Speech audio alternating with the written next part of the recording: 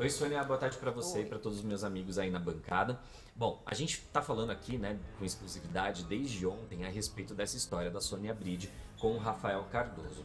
A jornalista da Globo chegou a pedir uma medida protetiva contra o ex-genro, justamente porque ele invadiu a casa dela e a fez vítima de violência doméstica, né? Essa violência doméstica, no entanto, não contempla uma agressão física, tá? É importante reforçar isso.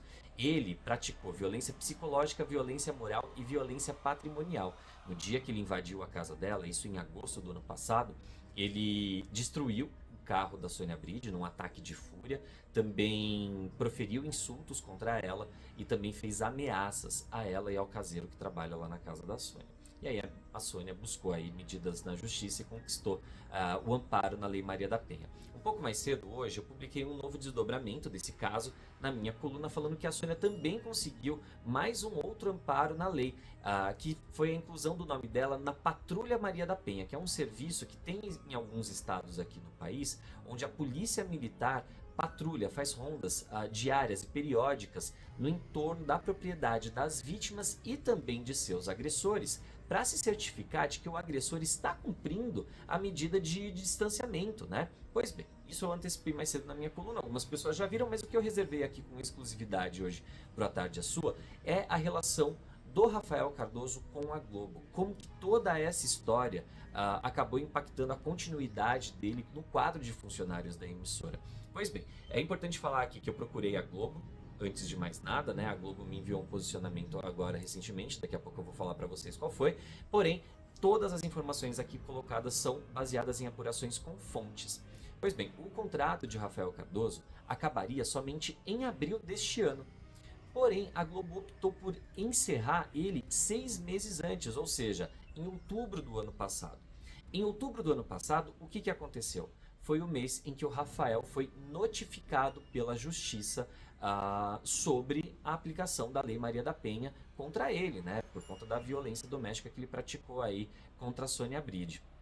E curiosamente, o contrato dele foi encerrado. O que as minhas fontes relataram? Que a Sônia levou isso de uma maneira muito discreta ao departamento de RH da Globo e comentou, né, com a direção da empresa a existência dessa medida protetiva que acabou sendo encaminhada para o departamento de compliance da casa.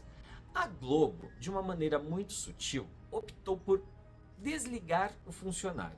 Tá? A Globo oficialmente, obviamente, não vai falar foi por causa dessa medida protetiva que a gente desligou o Rafael Cardoso. Mas soa muito coincidente e muito estranho a emissora decidir acabar com o contrato de um funcionário 6 meses antes da conclusão, sendo que o Rafael não tinha nenhum trabalho previsto para realizar na concorrência, seja na TV, no streaming ou até mesmo no cinema.